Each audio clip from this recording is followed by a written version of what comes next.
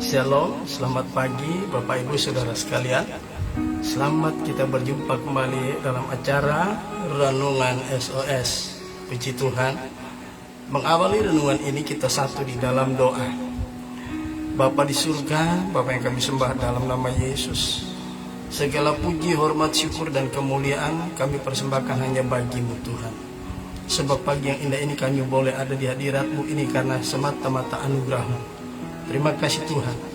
Kami juga mengucap syukur kalau di sepanjang malam kami sudah boleh mengalami anugerah-Mu, di mana Tuhan Engkau sudah jaga pelihara dan bagi kami sepanjang malam yang berjalan seperti biji mata-Mu.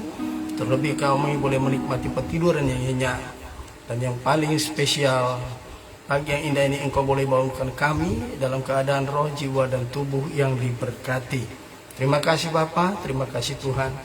Sebentar lagi kami akan melakukan renungan kebenaran firman-Mu. Kami mohon Roh Kudus menolong kami, biar kami Tuhan boleh menangkap pesan-pesan Tuhan melalui renungan yang kami akan dengarkan pagi yang indah ini. Terima kasih Bapa. Di dalam berkat nama Yesus Tuhan dan Raja kami sudah berdoa dan mengucap syukur kepada-Mu. Haleluya. Amin. Puji Tuhan, Bapak Ibu Saudara sekalian, kita akan melanjutkan renungan kita masih dengan judul yang sama, yaitu karakteristik orang yang disertai Tuhan.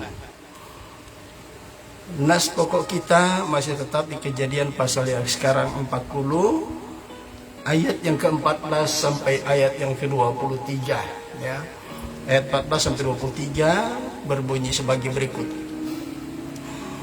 Tetapi ingatlah kepadaku apabila keadaanmu telah baik, ya. Tetapi ingatlah kepadaku apabila keadaanmu telah baik nanti.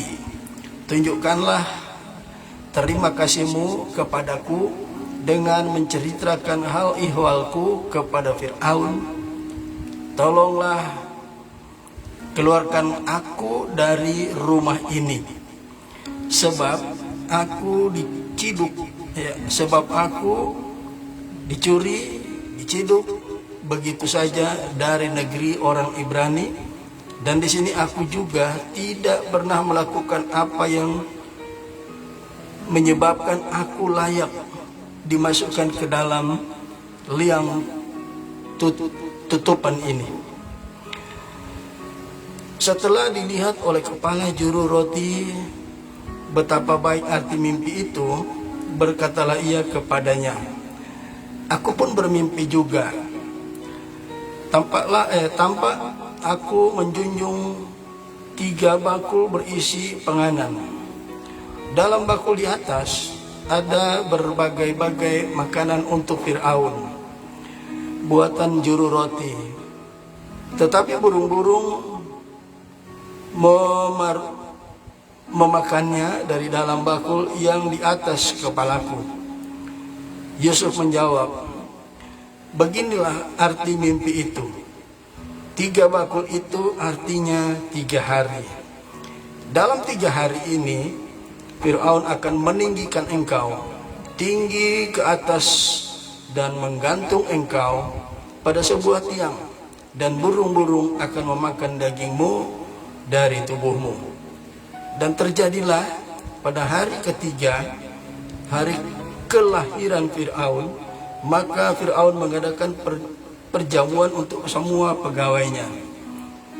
Ia meninggikan kepala juru minuman itu dan kepala juru roti itu di tengah-tengah para pegawainya. Kepala juru minuman itu dikembalikannya ke dalam jabatannya, sehingga ia menyampaikan pula piala ke tangan Fir'aun. Tetapi kepala juru roti itu digantungnya, seperti yang ditakbirkan Yusuf kepada mereka. Tetapi Yusuf tidaklah diingat oleh kepala juru minuman itu, melainkan dilupakannya. Saudaraku, dalam pembacaan ini kita akan lihat beberapa hal, ya. Kita melihat yang pertama adalah mimpi daripada kita lompat dulu ayat 14 dan 15, tetapi kita lihat mimpi dari ayat 16 sampai ayat yang ke-22. Ya, setelah Yusuf selesai menceritakan mimpi yang dialami oleh juru minuman, ya, ternyata juru roti ini juga tertarik ingin menceritakan mimpinya kepada Yusuf. Dan apa yang terjadi? Dia menceritakan, ya, dia dalam mimpinya dia memikul 3 bakul, ya, berisi makanan, ya, makanan untuk raja.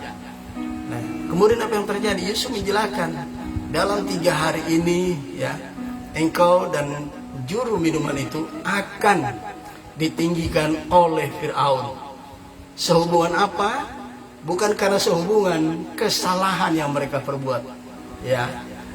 Mereka berdua baik juru minuman maupun juru roti, ya, mereka akan diundang ke pesta hari ulang tahun yang akan diadakan oleh Fir'aun sehubungan dengan hari ulang tahun daripada Raja Fir'aun, ya, pada waktu itu.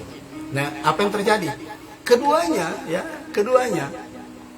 di situ ditinggikan. Ya, mungkin raja menceritakanlah segala hal ihwal dari kedua juru minuman dan juru roti. Dan saudaraku, apa yang terjadi? Hari ulang tahun Fir'aun digelar, ya, diadakan, ditinggikan mereka berdua, ya. Walaupun mereka ada di dalam tahanan para raja, mereka dipanggil, diundang ke perjamuan pesta hari ulang tahun Fir'aun, ya, hari ulang tahun daripada Fir'aun. Apa yang terjadi, saudara? Ya, mereka sama-sama ditinggikan.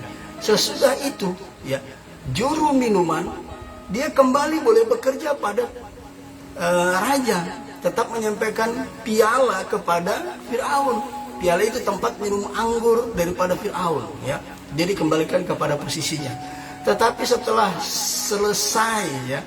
selesai hari ulang tahun itu, si juru roti ini berbeda.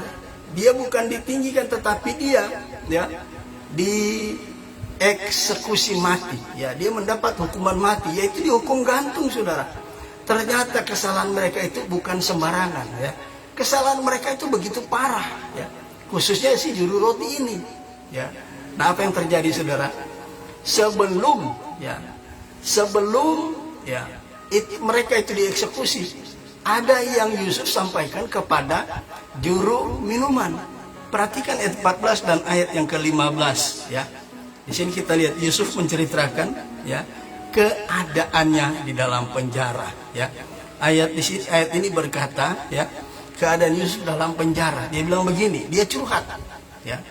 Betul dia disertai Tuhan, tapi ingat, dia curhat kepada kepala juru minuman, ya. Dia bilang begini, tetapi ingatlah kepadaku apabila keadaanmu telah baik nanti, ya. Perhatikan keadaanku. Apa yang disampaikan, ya? Tunjukkanlah terima kasihmu kepadaku dengan menceritakan hal ihwalku kepada Fir'aun, dan tolonglah aku, ya, tolonglah keluarkan aku dari rumah ini. Perhatikan, rumah ini adalah rumah tahanan para raja-raja, ya. Kemudian ayat 15, sebab aku diculik begitu saja dari negeri orang Ibrani, dan di sini pun, di dalam penjara ini, di sini pun, di Mesir ini, aku tidak pernah melakukan apa-apa yang menyebabkan aku layak dimasukkan ke dalam liang tutupan ini, ya. Saudaraku, dalam kondisi seperti ini kita harus ingat, walaupun seseorang memiliki karakteristik yang baik, karena dia disertai Tuhan, ada mara bahaya yang sedang mengancam keselamatan jiwanya. Di sini Yusuf, dia merasa tidak nyaman. Ini sebelum dia dipercayakan sebagai kepala urusan rumah tangga dari rumah tahanan itu. Apa yang dialami? Mari kita baca di dalam Mazmur 105. Kita baca di dalam Mazmur 105 ayat yang ke-15, ayat yang ke-17, ya. Ayat 17, ayat yang ke-18. Kita lihat kondisi daripada Yusuf di dalam penjara, ya. Kita tidak dijelaskan di dalam kitab Kejadian ini, pasal 40 ini. Tetapi di kitab Mazmur diceritakan, ya. Diceritakan, ya.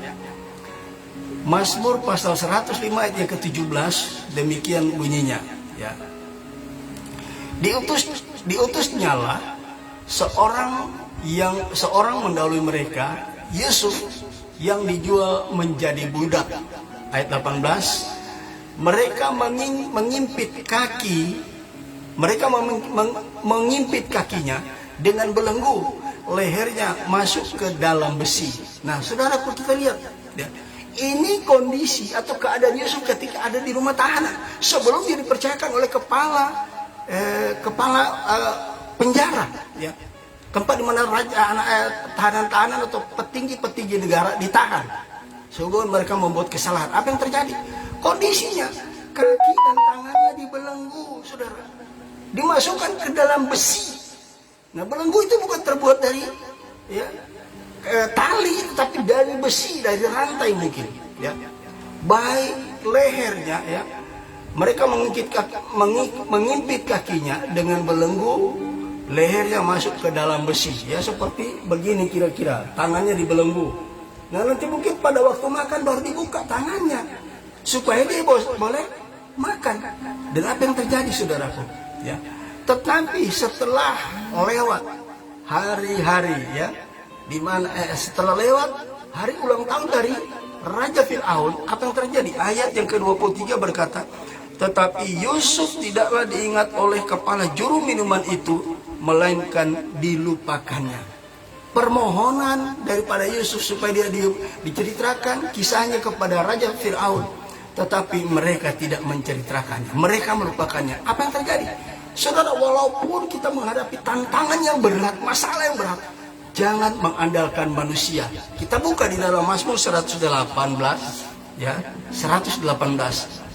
Bukan berarti orang yang disertai Tuhan bebas dari masalah. Yusuf luar biasa kondisinya, ternyata dia kaki tangannya dibelenggu, saudara, di dalam penjara, ya. Nah, kita lihat keadaan Yusuf yang tidak diceritakan dalam kitab Kejadian pasal 40 ini, ya. Mazmur 118 ayat 8 dan 9. Ya, kita lihat. Di sini firman Allah berkata, lebih baik berlindung pada Tuhan, ya, daripada percaya kepada manusia. Ayat 9, lebih baik berlindung pada Tuhan daripada percaya kepada para bangsawan. Ketika kondisi Yusuf tidak enak, ya, awal-awal dia masuk penjara karena difitnah, maka kepala penjara akan melihat dulu kondisi daripada Yusuf. Ternyata apa yang terjadi, saudara? Di situ dia tetap disertai Tuhan. Akhirnya apa? Dia mendapat kasih sayang dari kepala penjara, sehingga kepala penjara memberikan kepercayaan sepenuhnya kepada Yusuf dalam penjara untuk melayani, ya, para pejabat tinggi kerajaan yang ada di dalam penjara. Apa terjadi, saudara? Ya, dia memohon supaya kalau bisa tolong sampaikan kepada raja hal ihwalnya, kenapa dia ada di dalam penjara. Tetapi setelah berlalu hari ulang tahun daripada Raja Fir'aun, ya, kepala juru roti mati digantung. Itu merupakan kado. Itu merupakan kado daripada siapa? Dari kepala juru roti, ya. Di sini menceritakan bahwa siapapun yang melakukan perkesalahan, saudara, siapapun yang melakukan kejahatan itu pasti ada akibatnya. Sebagai akibatnya kepala juru roti digantung oleh Fir'aun. Saudaraku, ketika kita dimanapun kondisi kita, di tempat kita berada, ketika ada orang curhat kepada kita, sampaikan kebenaran yang sesungguhnya, ya, bahwa dia telah melakukan kesalahan, sebabnya dia akan digantung.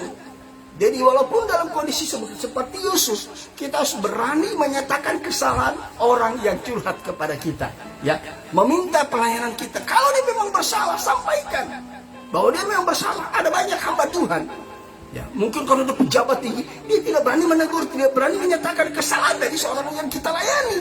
Kita tidak boleh. Dia mengandalkan manusia. Apa yang terjadi? Benarlah Nabi Yeremia berkata, terkutuklah orang yang mengandalkan manusia dan menaruh pengharapannya kepada Tuhan.